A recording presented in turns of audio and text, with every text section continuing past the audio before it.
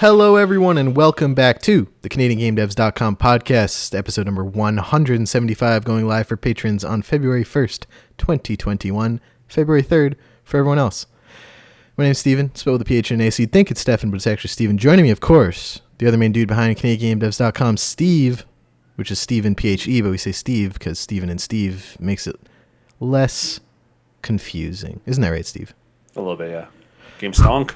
Game stonk, man. It's so funny just how everything's happened this past week. Like, they're making a movie. There's 2 movies now, Steve. Since that one I shared with you in Discord earlier, another studio has optioned a movie about the GameStop stock. That makes me hate it even more. But the memes have been some of the best memes we've ever seen, I think. Yes. It's good content, and if nothing else, it can be stupid, it can be a miserable story, it can be exposing all the terrible ways our world works, but it's funny. And you know what?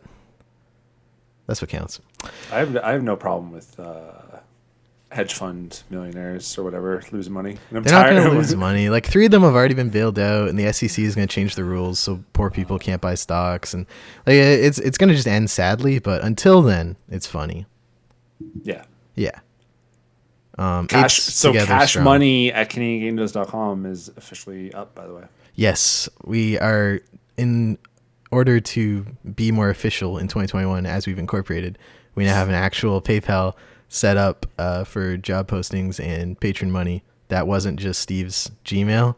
So it is cash money at CanadianGameDevs.com if you want to send us cash and or money. Steve, as you know, CanadianGameDevs.com is, of course, supported by our amazing patrons over on patreon.com/CanadianGameDevs. If you back us there, you get 2-day early access to the podcast, game key giveaways, discounts for Canadian gaming events that used to happen like EGLX. Just kidding, they still happen digitally. Shoutouts at the end of every episode, and the knowledge that you're helping us keep the lights on covering the Canadian game dev scene. And Steve, if you back us at our highest tier, we will plug anything you want, project, portfolio, other podcasts, within reason, of course, on the site at the front of every episode, like Eric Beer, our number 1 patron up at the top there. Please go check out all of Eric's work at The Bot Book, thebotbook.com. See what they're doing. See if there's anything you want to do with them. See if there's anything that you want to check out. Maybe, I don't know. If I haven't been there in a while. Is there games for purchase on there? I should check. Yeah, there's games for purchase on here. Buy a game.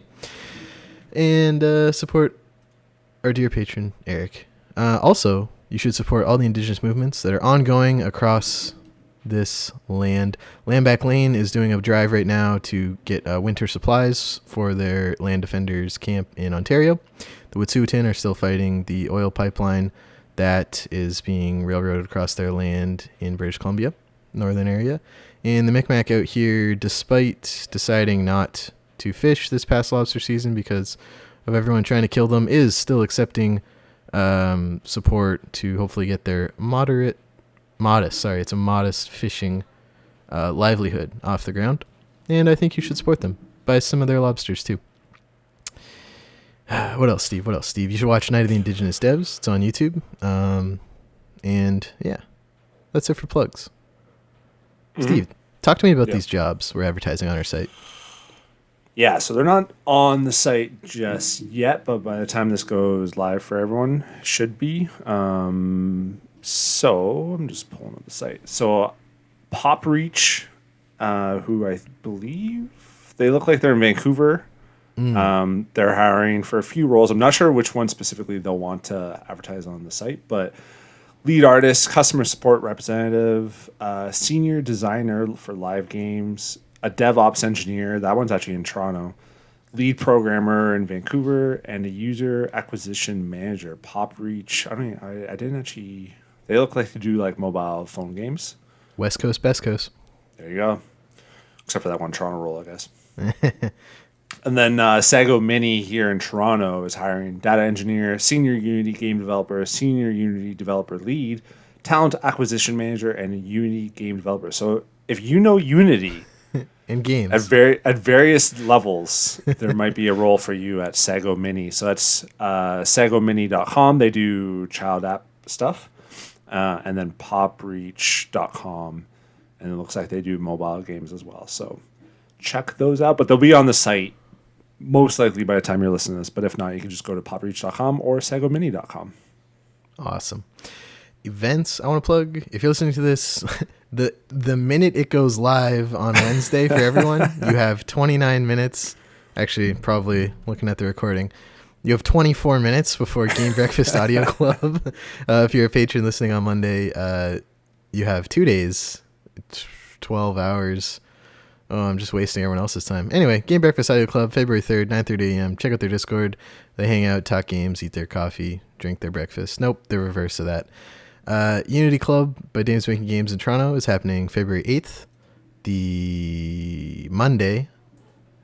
And you can hang out, show your Unity project, listen to other people talk about their Unity projects, ask questions, be a part of the community.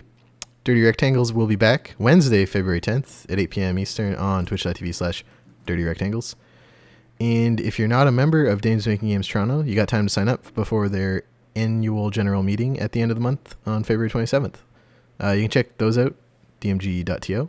All the other events, CanadianGameDevs.com/events, and they're in the show notes. All this stuff is in the show notes. Always consult the show notes, Steve.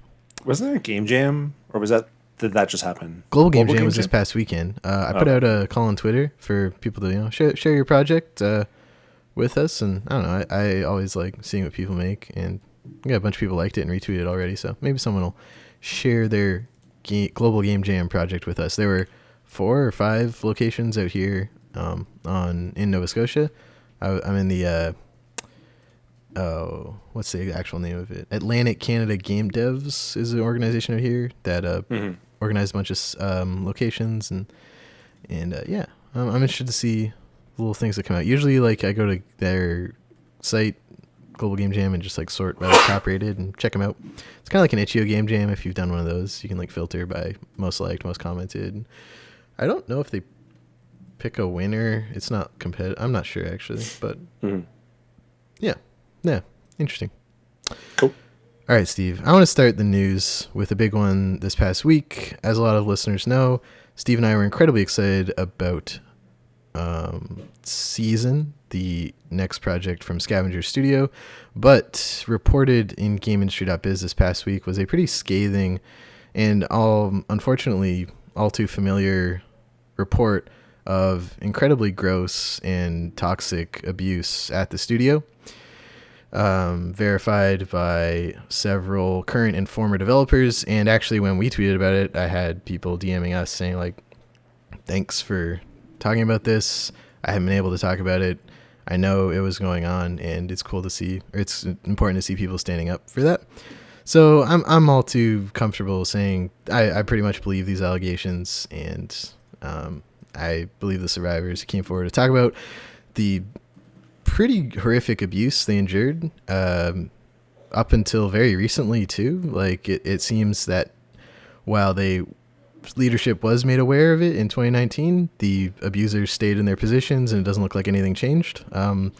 Since this article has been published, though, Scavenger Studio has released a statement. I guess I'll try and synopsize. Is that the correct word, Steve? Summarize? Summarize? I think you would just say summarize. Summarize. Creative director Simon Darvaux, former founder of Spearhead Games, before that lead designer at Ubisoft, and his romantic partner at the time of the studio's founding, the CEO Emile Lamarche, both accused of facilitating a very hostile work environment for the women who work there, including groping, pretty sexually explicit comments made regularly at work, belittling them in meetings, talking down to them when they had ideas for the projects, including Season. And yeah, it's pretty garbage. And Steve and I are both, super against garbage workplaces treating people badly. Since then, so that report was published by GamesIndustry.biz Monday, January 25th. On the 27th of January, they put out their own statement saying Darvaux is indefinitely suspended from all responsibilities within the company and from the board of directors. An external auditing firm is conducting an independent workplace assessment and audit of the culture and practices. Daisy Lily Best, current director of operation, is now the chief operating officer. And Emile Lamarche has stepped down from her role as chief executive for the duration of the audit, but will remain available to support the studio's normal course of business. So we'll see how this audit goes. When Ubisoft did a similar external audit last year, they found roughly 25% of their 20,000 developers didn't feel comfortable or respected at work, which is like 1 in 4, 1 in 5. Mm-hmm. And obviously this is a much smaller studio, and I think it's easier to turn a ship this small compared to like a massive studio like Ubisoft. So cautiously looking towards the results of this audit. But until further notice, Steve, you and I are done covering Season and their work. Yep. Yeah. I don't really have anything else to add other than just really fucking disappointing to keep having to talk about shit like this. So much rather businesses just get bought up by Tencent than good segue, Steve. Yeah. So our next bit of news today: Tencent has acquired a minority stake in the French-based developer Dontnod, who last year we reported opened a studio in Montreal to assist on several of their projects they ramped up. Dontnod, famous for Life is Strange, I think was their huge hit, but since then they've done Vampire and what was the other one? Tell Me Why. And the studio is only recently has a Canadian presence, but is now another studio like Clay and Digital Extremes, who are in the hungry Tencent gobbling up spree. Minority stake, as opposed to majority stake that Tencent has in Clay and Digital Extremes, I think means, you just get money back based on their success, right? You're not like sort of directing the... Yeah, I mean, you would have voting power or whatever when it comes to decisions, but you wouldn't have a say.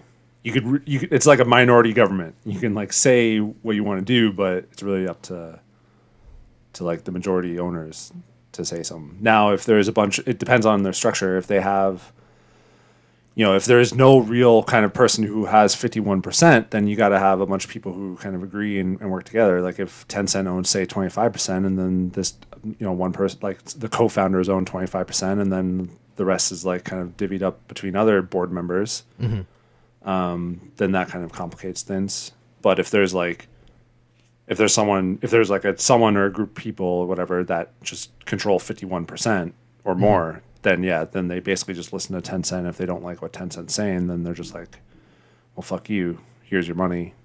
And they'll be like, okay, I guess that's fine. So big plays from Tencent, Steve. Back to back. End of December, Warframe 2 weeks ago, Clay this week, Dontnod tomorrow. Who knows? Yeah, us maybe. Wink, wink, nudge, nudge. Ping, I know you listen. I got a bunch of games got release dates coming out, Steve. Undermine, game you were fond of last year, partly developed by a Vancouver developer, is coming to Switch Thursday, February 11th. The store goes live on the 4th, and I think there's a discount pre-order bonus thing. So if you checked out Undermine on Game Pass and you're like, hey, I wish I could play this more easily while on the toilet, good news. It's coming to Switch. They announced the tweet with, we're celebrating our 1000th How About Switch email by actually releasing on the Switch. Yeah, I remember checking their Twitter and everyone was asking them to port it on Switch or whatever, but... Flip the Switch. Switch. That's cool. Undermine. I really enjoyed Undermine. It's definitely cute and a good fit for Switch. I don't know. I always wonder how these games do though when they're on Game Pass. It's the barrier to entry is so easy, and even like because Game Pass is on PC and this was on PC, I didn't even play it on Xbox. I played it on PC.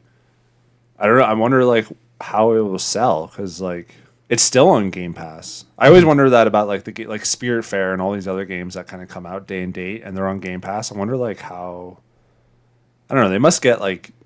Hopefully, like I wonder, like how much money they get from Game Pass is basically what I'm trying to see here.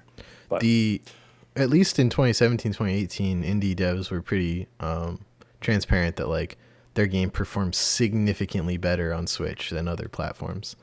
So I don't know if that's kept up now that the eShop's kind of like a shovelware dump. But there's so much shit on that system. It's fucking nuts, man. It's a lot, Steve. But yeah, so check out Undermine. This Thursday, it'll be up on the shop for your pre-ordering purposes. Cool. Bravery Network Online, Steve, after having their very last beta, or I guess alpha, I don't know, last week, they are announcing their early access date, February 16th. You can get it on Switch. They won Ubisoft's Indie Fund Award several years ago, and have been steadily building a super passionate and cool community across Twitter and in their Discord. Gloam is the studio, based in Toronto and with a couple other people around. They won the Indie Series Grand Prize in 2019, Indie Mega Booth, PAX West official selection. Big cred on that page. The Ubisoft Indie Series has been just picking some real gems, Steven.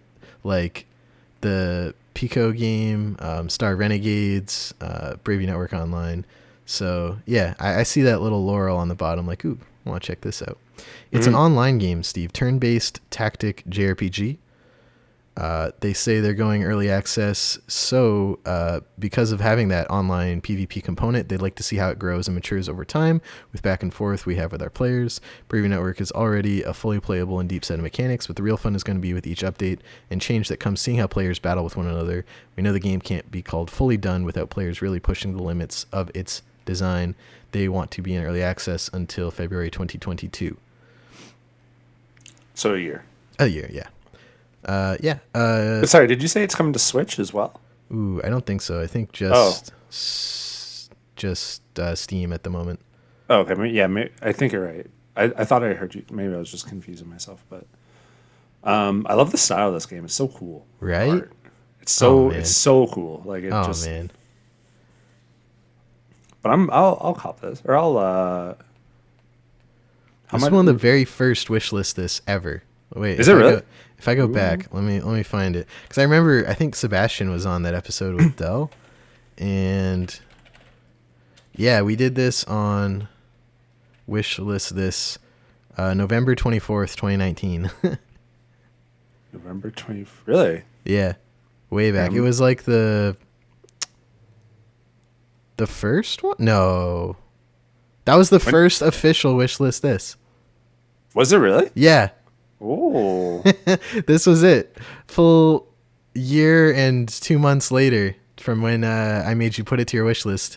We got a release date. That's awesome. Oh, yeah. Make friends, challenge strangers, and fight strategic turn-based battles in a post-apocalyptic world.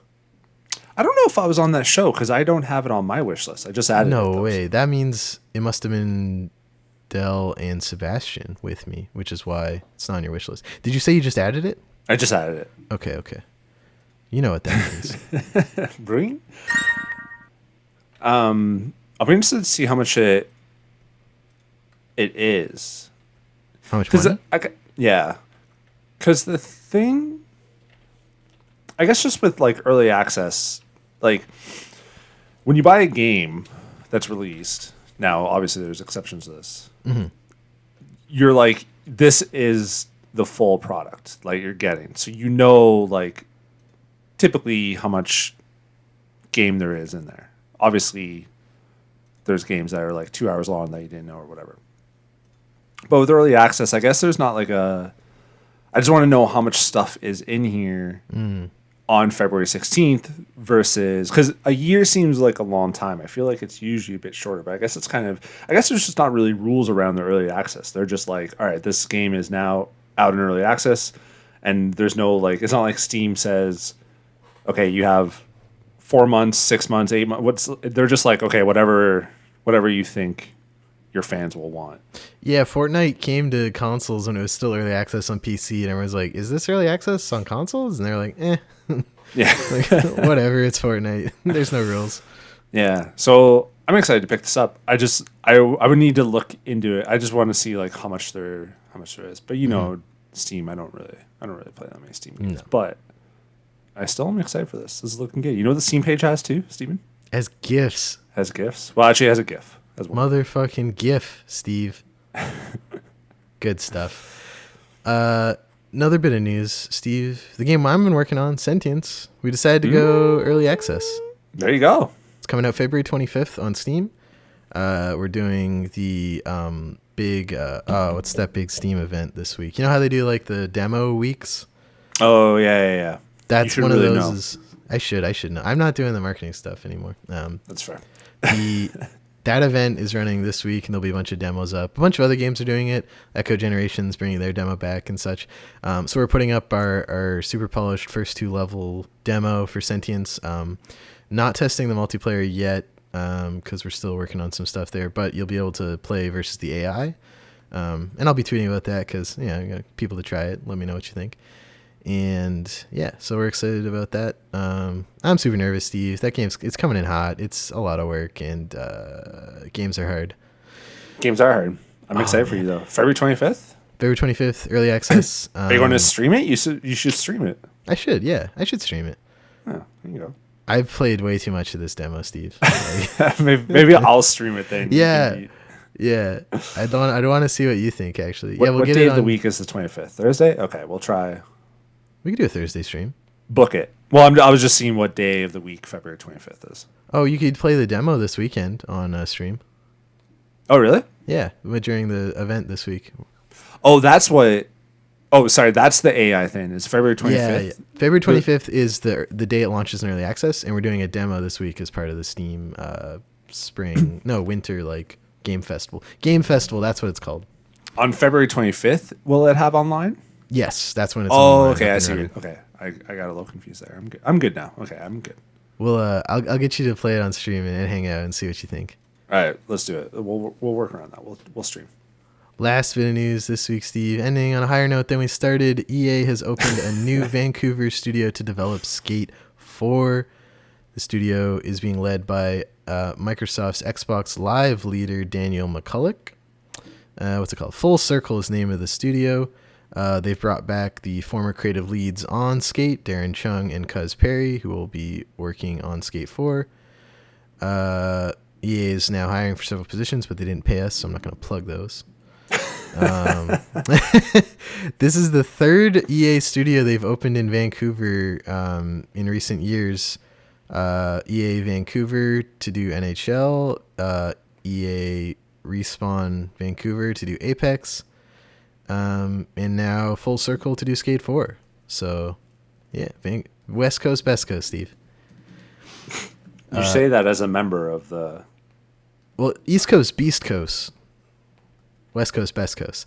Having been to both coasts, the West Coast of Canada is the nicest place in this country. Like, it's so cool, so pretty. They get the best weather, they got the best sushi, they have the best sports teams, and yeah, it's just where it's at. The best sports teams? Yeah, man. You got that football team and the hockey team share that arena there, and then they have... Yeah, but you don't have the Raptors, you don't have the Blue Jays. That's true. Seattle Mariners suck. There's actually Portland Trailblazers. Actually, Portland Trailblazers. All right.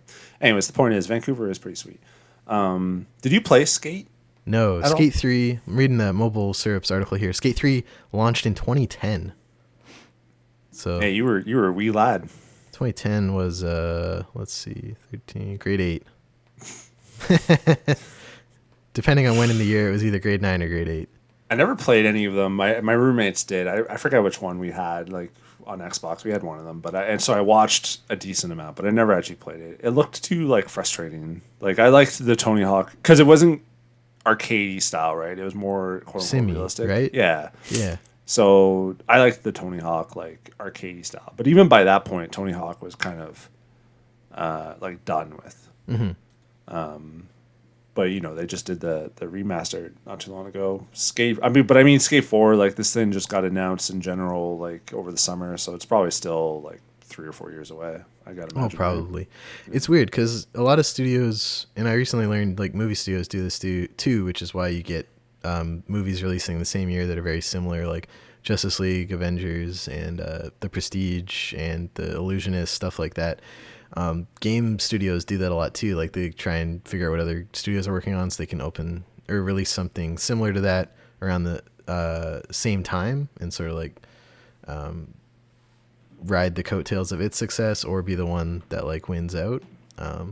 So I wonder if Skate 4 is a response to Tony Hawk Pro Skater 1 and 2 remaster success. I don't know. There's not a lot of other big skateboarding games, are there? No, I mean, in the late 90s, there was a lot of the, like, there was Sean, what was that? Shaun White snowboarding?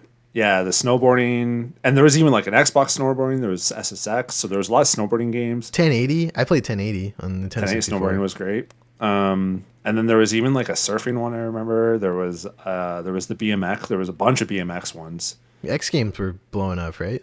Yeah, exactly. So like all that stuff was big then, and then sort of just like everything, it just kind of died down or whatever. Mm-hmm. But Skate, yeah, I didn't. Yeah, I never played that much Skate, and even with Tony Hawk, I didn't really play that much Tony Hawk. I played like 2 and 4 really are the ones that I played. So, anyways, cool. Well, it's a ways away, but cool to have a Canadian studio working on it because I know like fans of that studio for a while. I think there's an indie game actually like called Skate or something that's coming out, or that there's looks very Toronto studio that did one on Apple Arcade launch. Oh, that was Skate City. Skate City. Yeah. That's pretty. I didn't play it. Oh, Steve, I missed the news breaking as of today.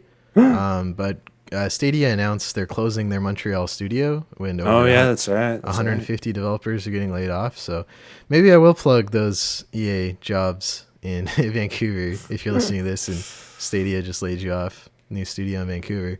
But yeah, they were... I dug out an article from last year where they announced it, and Jade Raymond, formerly of Ubisoft and EA, was leading the studio. Interestingly, she's like joined and left like 2 different huge studios for a couple of years and didn't release a game there. So that's gotta not feel good, I bet. But also all the people who work there moved there to work for Google, and Google said they're gonna like move people around and try and relocate them, but like as I was reading Jason Schreier's report on it, and he's like, a lot of devs he talked to are like, I don't want to make back-end Gmail stuff, like I want to make games. So like yeah, I know. Yeah, they're closing their game studio, and then like there's not really any other things. Even I gotta imagine, even if you want to make games, and they're just like, okay, do you want to work on porting systems so that third parties can bring their games over? They're like, no. Do you want to make a Google Doodle every other month? That sucks, man. But they it sucks. Started their statement on it started with after the amazing launch of Cyberpunk 2077 on the platform, and I was like, shit. Well, was it bugged? Well, I guess I don't even know. It was obviously bugged and shit on other platforms, and especially in last gen. Did it work fine on Stadia? I don't actually know because it's just being strained from some supercomputer somewhere. Yeah. Maybe it was good. Maybe it was an amazing launch on Stadia, but yeah. I always read official Google or like any PR statement because it ends with like, we are committed to the community behind Stadia and we will continue supplying and whatever. But if you are ever curious, Steve, go to killedbygoogle.com, and it's a extensive list with years active for every Google project and site and service that got killed. And yeah, you just take one look at that and you're like, oh, this is all bullshit. This could disappear tomorrow. Yeah, I remember streaming is Google Plus, Google Glass, dude. I'm gonna show you right now. Kill by Google, the graveyard they call it, the Google graveyard. Google Chrome apps are being discontinued. They have like on the chopping block and like already killed. Google Chrome apps are being killed June 2022. Google Cloud Print died last year. Google Home, Science Journal, Trusted Contacts, Google Play Music, Nest Secure, Hired by Google. I can scroll for a long time. Oh my god, there's so many. Oh my god, there's so much shit on here. Yeah, Google kills stuff a lot, but yeah. So I think Stadia could join the Google graveyard any month now. especially now that Amazon has announced Luna, their streaming service, and with, significantly more resources than Google, and having launched, like, actually made Amazon games now and released them on, like, Stadia, even though those games didn't do very well. I think Amazon's in a better position, if anyone, hits it, to do the streaming stuff. Have you seen any of the Luna stuff, Steve? No, didn't Jason Schreier just have a thing too about that recently? Yeah, he had a report on why none of their games do well, because there was Crucible and then there was one other one, and it was pretty damning. Like, the guy they brought in to direct it had never actually worked on a game before, and he was tasked with this, like, multi-million-dollar huge project, which is silly. Why did he get whose brother was he? Like, I don't know. The service is only available in the US right now, but I've read some people who previewed it and were like, yeah, it works. It's got integration with the Twitch and stuff, which is big because Google is trying to integrate Stadia with YouTube's gaming streaming stuff, but obviously, like, not as many people use that as Twitch. Mm-hmm. And it's also $6 a month annual, or $6 a month now, or you can do $15 a month and get Ubisoft Plus with it, which includes all the Ubisoft games. So I think, like, if Luna does well too, I think Stadia is even more like, we give up. to be honest, I haven't followed Luna like at all, so you're not missing much. It's not even in Canada yet, so that's fair. All right, Steve, that's it for the news. Let's move on to everyone's favorite segment, Wishlist This. Of course, Steve, every week, except for the very first week when you weren't here, I pick 3 upcoming Canadian-made games that you have to add to your wish list while we talk about them. I got 3 big ones this week. 2 of them from patrons, Steve. It's a huge week. First up, Deflection by Core Effect Interactive in Montréal, Quebec. It's coming out this year. You can wishlist it on Steam. Quote, lasers, portals, mirrors. What could be more awesome? Destroy the enemy's king with your laser by moving and rotating mirrors and by strategically using the special abilities some pieces possess. Play against friends, local and online, or against AI. Steve, this is like dope Tron chess. Like, look at this trailer and tell me this isn't like, well, not really Tron, because you're not like moving a piece in real time. It is still turn-based, but it's Tron, like it's the lights and stuff like that. I get what you're saying. Ooh. Talk to me about this. You know what? Steve. I'm actually, every now and then, like, Uncharted has puzzles like this where you have to move around mirrors and shit like that. I'm actually a sucker for that shit. I love that. No, me too. Me too. This trailer looks great, Steve. It's so smooth too. Oh, you know what they have? GIFs in the Steam description. They got 3 GIFs. This is actually huge. They got a little one that rotates the cube. That's good. 3 high quality GIFs. It's so hard to make GIFs, Steve. I didn't realize till I started making GIFs for social media. Like, I was watching so many YouTube tutorials trying to make quality GIFs, and these GIFs are high quality. I was actually looking to make a GIF today as a joke for my boss, and I was like, I don't even know how to do this shit. And I was Googling around. I was like, this is way too much work. And if I send this to my boss, she'll just like get mad at me. They're doing something interesting, Steve. If you sign up for their newsletter, which I signed us up for, they're going to pick 100 random people on the day the game launches to give keys to. And everyone who signs up for the newsletter gets a free DLC. I haven't really seen a game, especially an indie game, do that. So it's kind of a cool strategy to get people to sign up to your newsletter. I wonder what the DLC is. I don't know. I signed us up, so we'll get it. But if you're looking at this page, Deflection on Steam, you should definitely sign up for their wish list. Maybe you win the game for free, And there's a demo coming. They announced on Monday. Hey, that's recently. So you can check out a demo too. It looks great, Steve. It's just highly polished Tron chess. Mwah. You know what I hope they add? It doesn't look like they do. Just from looking at the things. Like, it looks like it's all 1v1, but I wouldn't mind like a 1v1v1v1 sort of thing. Ooh, like the twin breakers where you have like a paddle on each side. Yeah, exactly. Just like chaos shit. Because I think with it being turn-based, I think it would be less chaotic, but just still really cool. So isn't that Chinese checkers at that point? Because you like multiple people pick a color and start playing. Yeah, I think Chinese checkers is 3 people because I think it's a star, and then a 6 pointed star, and you have to get to all your pieces to the other end or something like that. Huh. So I don't know. Anyway, Steve, I gotta ask. Good shit. Is Deflection from Core Effect Interactive in Montreal on your Steam wishlist? Yes, it is. Excellent. Next game today on Wishlist This. Steve, from our patron, Kai Hutchins, in conjunction with Massive Corporation. Cheese Runner. They're based out of Saskatchewan. The release date is still aging. Wishlist on Steam now. Quote, trade illicit cheese in a dystopian cyberpunk city filled with police killbots trying to hunt you down in this ASCII art text-based early 80s retro trading game. Like a fine blue cheese. This isn't for everyone. Ooh, that's a bold pitch, Steve. Ooh, in their description.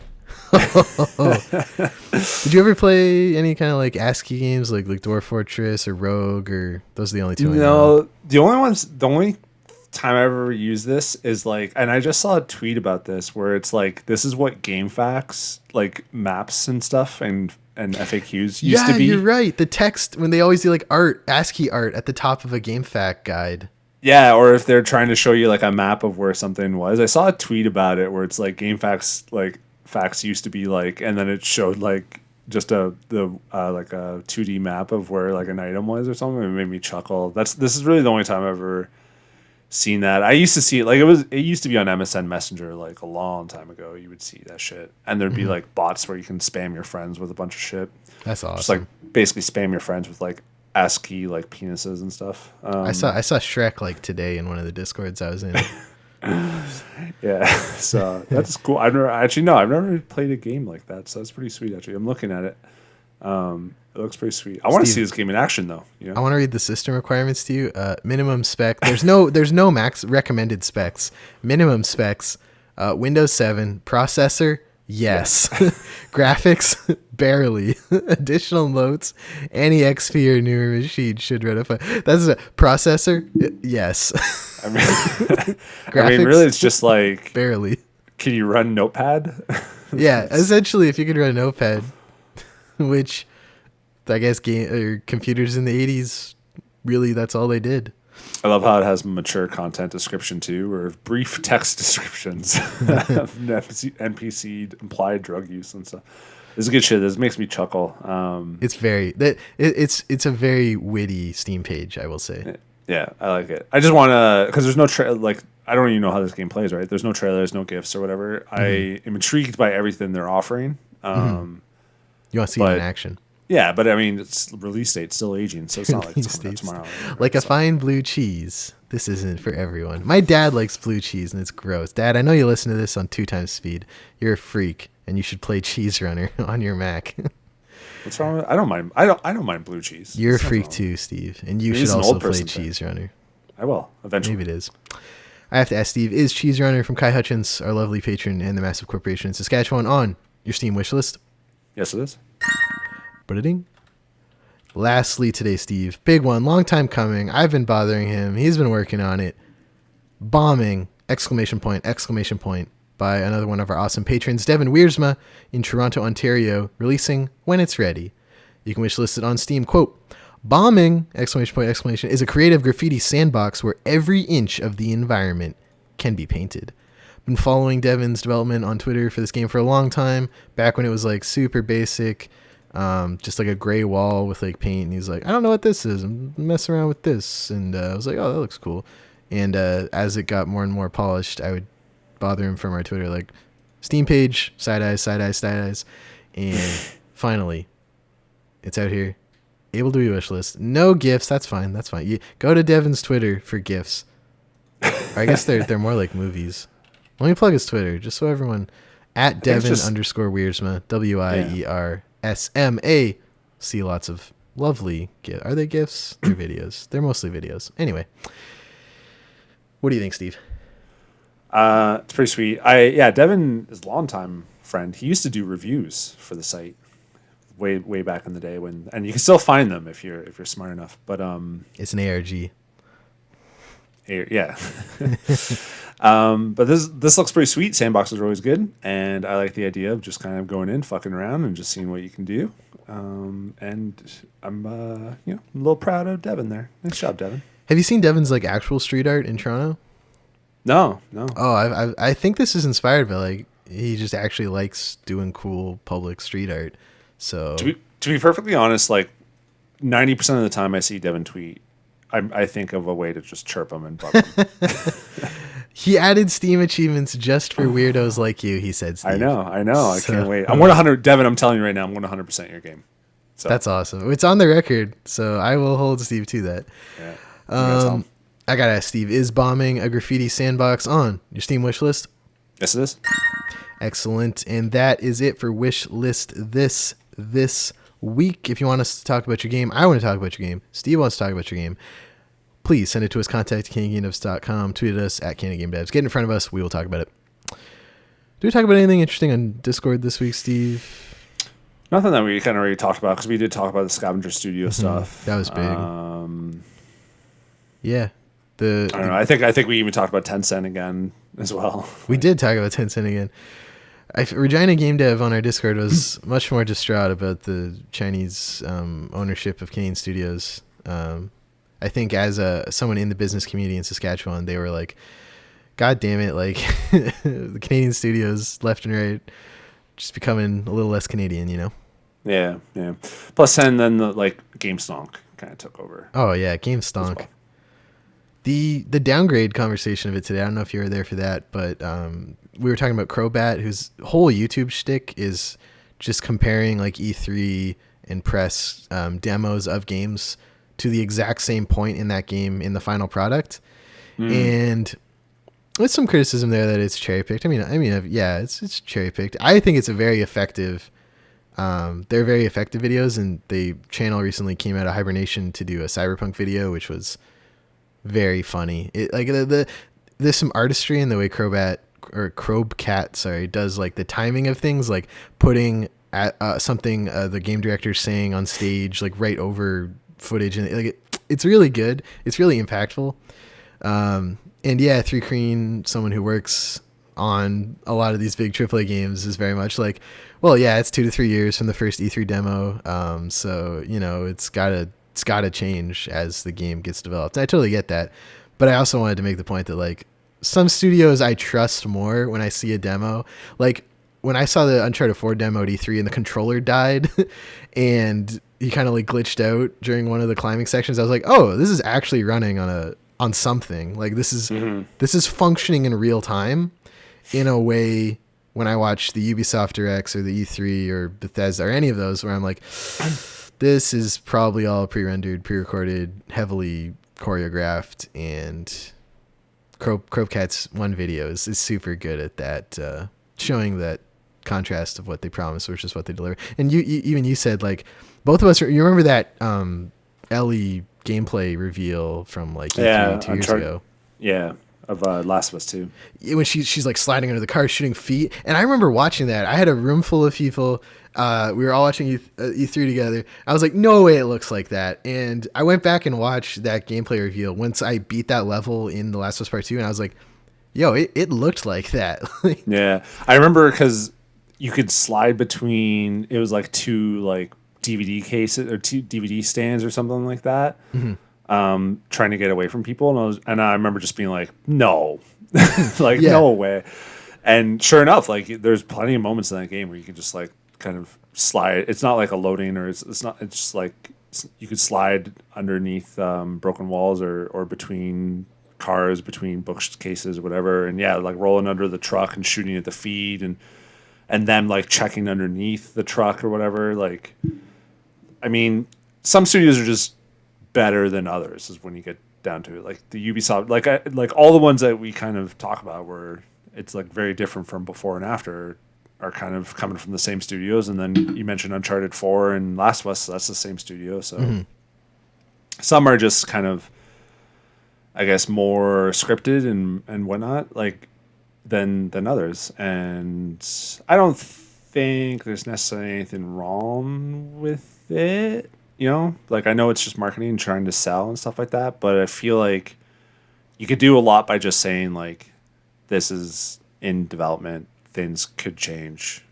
In fact, expect them to change if you're showing something from like 3 years ago to now. So plus it's like what kind of rig were those things running on? Because like for third party games, they're going to just show you stuff on a PC, and then when you play, it's on like your base PS4 that's old and shit.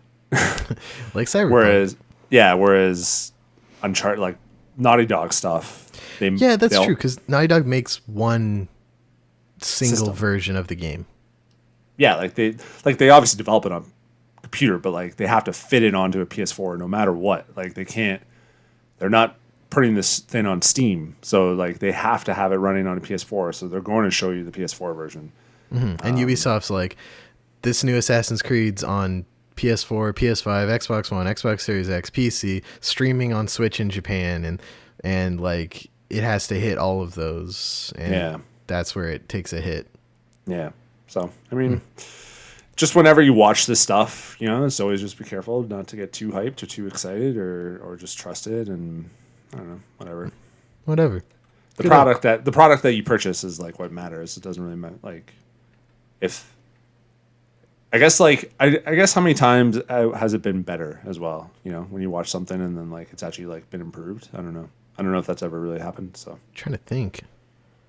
Oh, probably one of those ones like that was like it just disappeared for 10 years, like Final Fantasy 15 or Last Guardian, or Until Dawn, because it was literally a new generation of consoles. So yeah, that's a good point. So anywho, what have you been playing, Steve? What have I been playing? Cyber Shadow, which is awesome. And Game Pass, PS4. Fucking impossible. Did you buy it on PS4? I bought it on PS4 because it went on. I had a pre-order sale on PS4 before it was announced for Game Pass. So That's I was so like, smart. I wish every game did that. I was like, oh, I'm a fucking genius. I can just buy this for 20% off, and it's like $20. And then like a couple days before release, I think it might even been the day after I bought it. And on PlayStation, you can't refund pre-orders. So, whatever. It's fine. But the game is awesome. It's just really, really hard. It's not as fast as I thought it would be because it's more Mega Man-y than Ninja Gaiden, I think. But it's still really, really good. How does it stack up to Messenger? Messenger is better for what Canadian. I want. Well, that too. But it's faster. And that's kind of what I want out of like a Ninja 2D platformer, Ninja Gaiden thing. Because Ninja Gaiden is like really, really fast. Like you just go in that game. And so when I'm playing like as a 2D sprite ninja, like that's just where my mind goes because I played so much of that game as a kid. And I think Messenger is just better. It's also just more like approachable. Like Cyber Shadow is so hard, man. Like it's gotten to the point where I'm like, I like this game, but it's so fucking difficult that I don't really want to play it and just suffer. Yeah. I got to points in the Messenger where like I was having trouble with the section, but you'd get to a save and feel like that save was perfectly placed to like, okay, I've saved here. That took me a while to get here, and now I'm ready for the next part. Yeah, and some of the trophies are just ridiculous too. Like I'm looking at the trophies right now. Like some people platinumed it, which is quite impressive. But like you had to beat the game without getting any power-ups, and you had to get to a certain point without dying, which feels like I could not happen. Like I've died probably 100 times. I'm on like chapter 3, so but it's pretty awesome. I haven't played in like a week either because I was away for last for this weekend or whatever. But it's pretty great. The other thing that I started playing was actually Star Renegades. Ooh, what are you playing on? Xbox with Game Pass, and it's awesome. Like turn-based pixelate, like turn-based beautiful art RPG. Roguelite. Yeah, so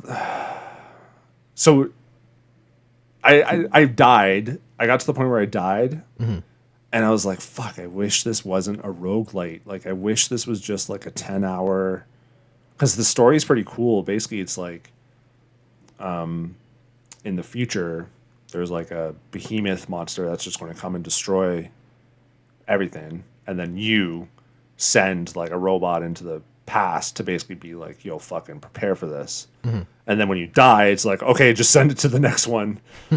And so that's how they kind of explain the roguelite thing. And so I died, and I guess you say light as in there's no like leveling up stuff, because it does look like I just kind of get new characters and stuff, but I didn't really play into it. Like is the only thing you take between runs is your experience, and light is there's some stuff that carries over.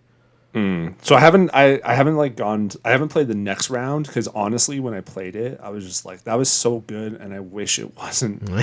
I wish it wasn't a roguelike. I wish it was just like a RPG, like 15-hour like RPG like this. Because the other thing too, like it's a turn-based RPG, which is such a slow-paced like gameplay play style. It doesn't like fit the whole like have to fucking redo this. So I want to play it again. Like I do want to see kind of some of the mechanics of like dying and restarting, but I just wish it wasn't roguelike, which, there's nothing you can do about that, but it is what it is. It's beautiful. It runs really well. It's got actually some really good humor to it as well. I like humor, Steve.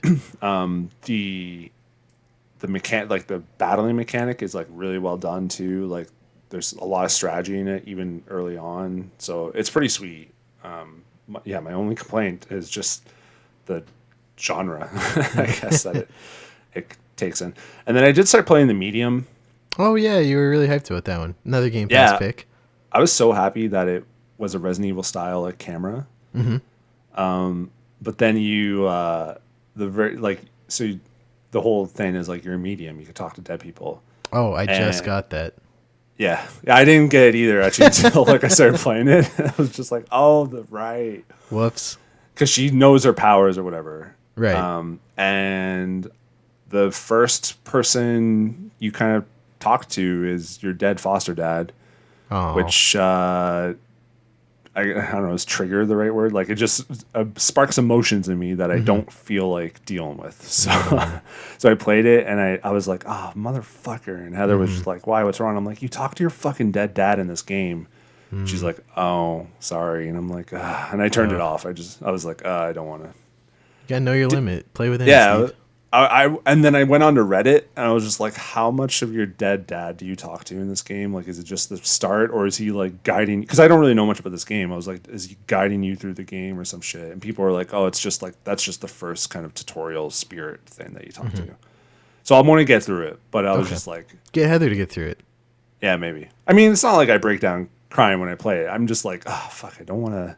I'm already constantly reminded about it. And I'm just like, I don't need a video game to do it. But it is pretty sweet. Like, played like half hour of it, but the atmosphere and the style of it, it's got me, it's good shit. So I'm excited to play more once I get past the part. But anyways, what about you? What have you been playing? Some more. Tell me about your Apex Legends. Oh, yeah. I mean, of course. This is another one. So it really bothers my friend Nick from the infamous Extra Life stream. For the past, 2 seasons, I've gotten to, within, 4 or 5 levels of beating the Battle Pass and then just didn't. So I'm again at, level 105 out of 110. And he's like, you should beat it. And I'm like, eh. He's like, it bothers me that you're not going to beat it. And do you have enough to just buy the next one, though? I have enough to buy. I haven't bought this one yet. It just shows you your progress, right? Oh, that's right. Because there's no bonus for the battle pass. Which I kind of like, because if it was a bonus for buying it, I would probably buy it early in the season to get that bonus. So the fact that it's not, it's usually oh, if I get it, I'll buy it. If I don't, I won't. And I have till tomorrow at 5 my time. So if I get 5 levels between now and tomorrow, I'll tweet about it. But so I've been playing that with some friends. The new hero, apparently they're going back to King's Canyon, Steve. Thank God. But it changes though. They're blowing they blew the whole thing up. It's just cratered. So that'll be fun. The new hero is grenades focused. So apparently he can stack grenades, which is a feature they took out of the game because grenades are kind of OP. So now every grenade takes up a slot, but this new character can put a bunch in one slot, and I like grenades, Steve. So, grenades you could just stack in one yeah, it was awful.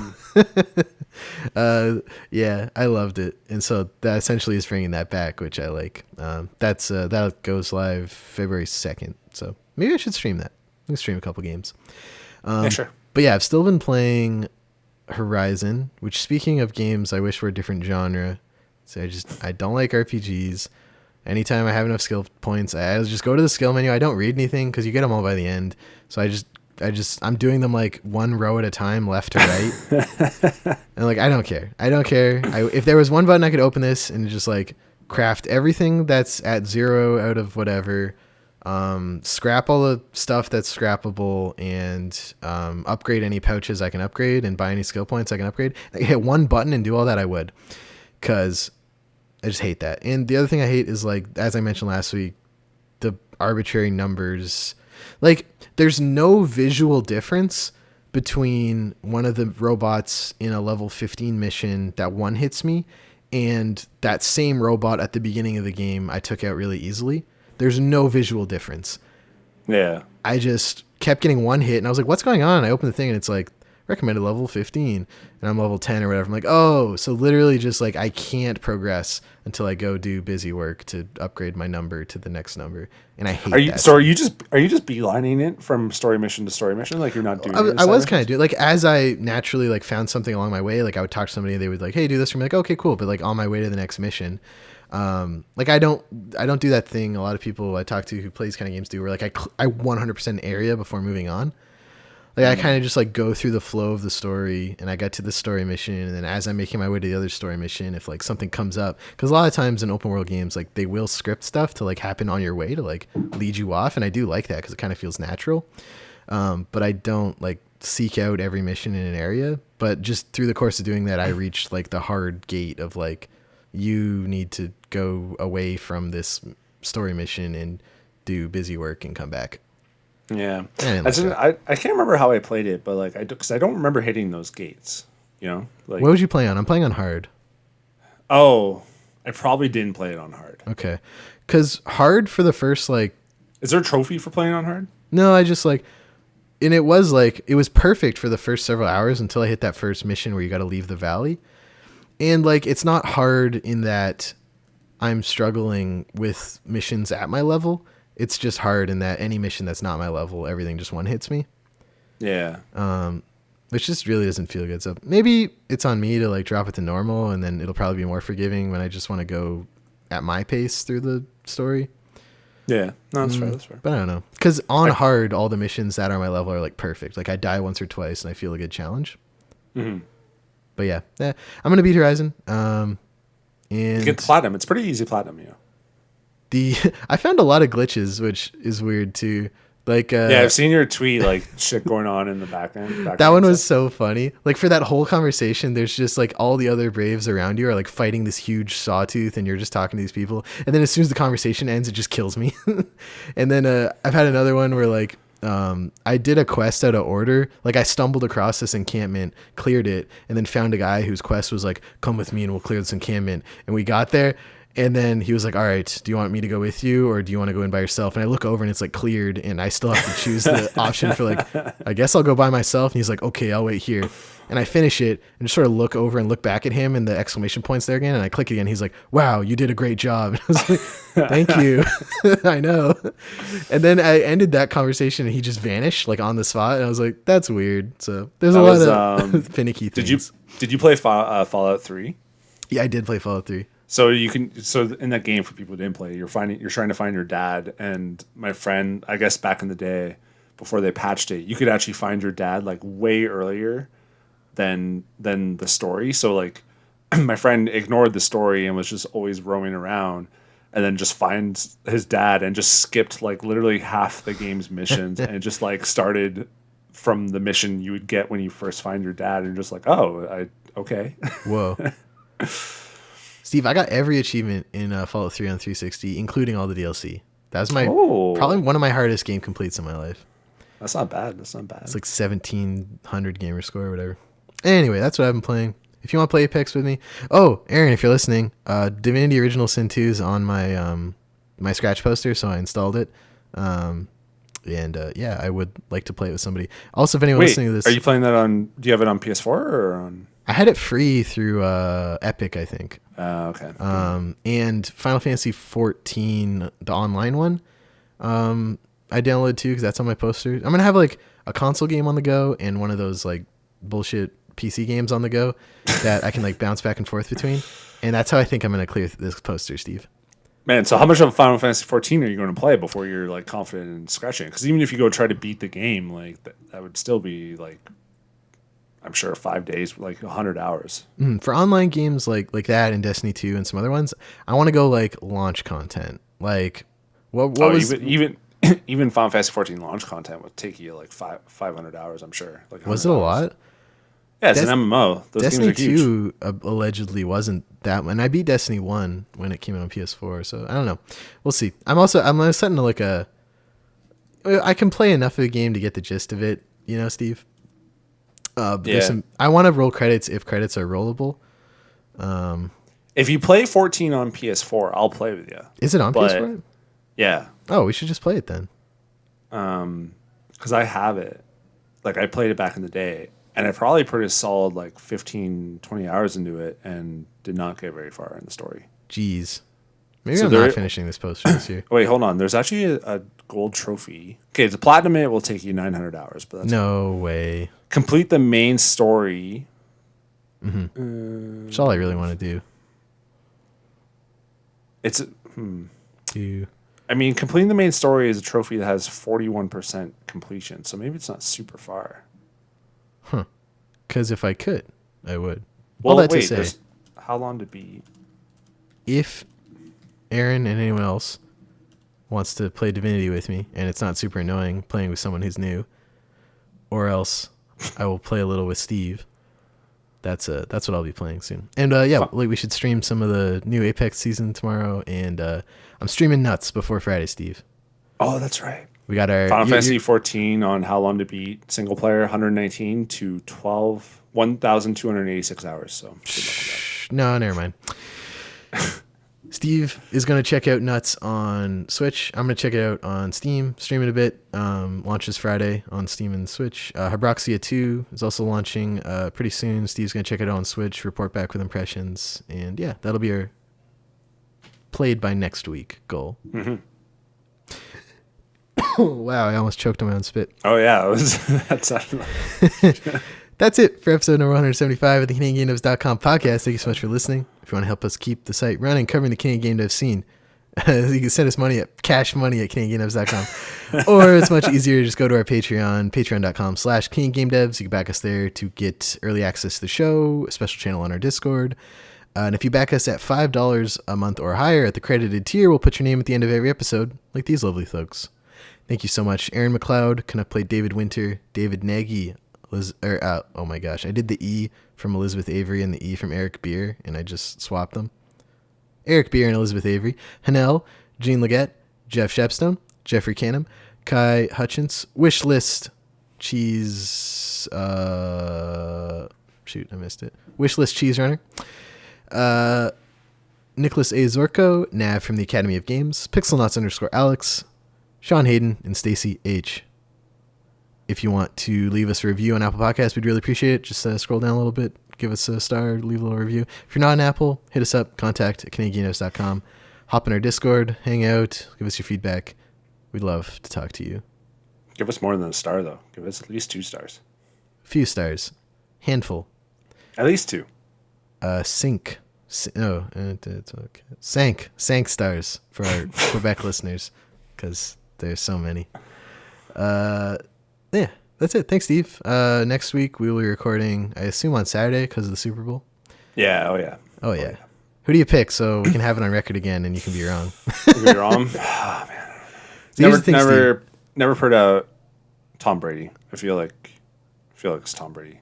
Tom Brady is just a horrible person, and I hate him. But how cool would it be to like come out of retirement with another team and just win another Super Bowl? Like that's a cool story. Well, he didn't come out of retirement. No, who's the other guy? Oh, Gronk. Gronk came out just to play with him, right? Yeah. Wait, why is Tom Brady a terrible person? Oh, he was like, when Trump got elected, he was like, oh, he's a nice guy. I think we're good friends. And and then people were like, what about all this bullshit going on? And he's like, oh, I don't like to pay attention to what's going on. I just try to be happy, live my own life. And everyone was like, yeah. And then he went to the White House when he won. And he was one of those very much like Trump sympathizers / brand cleaners, you know? Yeah, but he doesn't like strut it quite a bit. He kind of like him and Bill Belichick kind of just like ignore those questions a lot. And they're cowards. Yeah, maybe. I don't know. Anyway, who's the other one? Green Bay? No, they're out. Tampa's Tom Brady and... Patrick Mahomes on Kansas City Chiefs, who's just lights out, like fucking dope. I thought he would have struggle from the concussion. Apparently, his brain just getting rattled around in his head like a fucking dreidel. No, there's nothing in a dreidel. What's something that rattles? Oh, a spray can, perfect. Like Devin's game. Apparently that didn't matter. Apparently just his brain knocking around didn't affect him at all. It was his toe or something, right? Well, he had turf toe as well as was in concussion protocol. So, quarterbacks don't usually get turf toe, which is kind of strange, but whatever. So we're saying Buccaneers? I'll go with Bucks. Yeah. So put all your money Smooth on Jimmy's lock of the week. That's a pretty big lock, but I don't trust him after that time. Put your money on Kansas City, probably.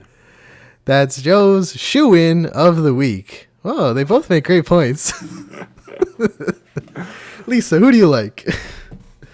Anyway, that's it for us. Have a good week. Stay safe. Wear your mask. Wash your hands. 2 meters. And we'll talk to you next week. Bye.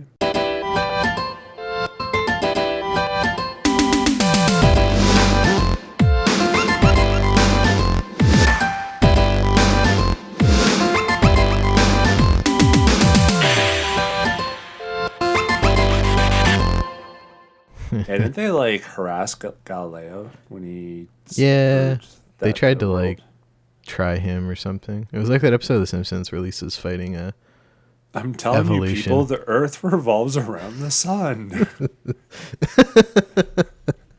Oh, that's funny.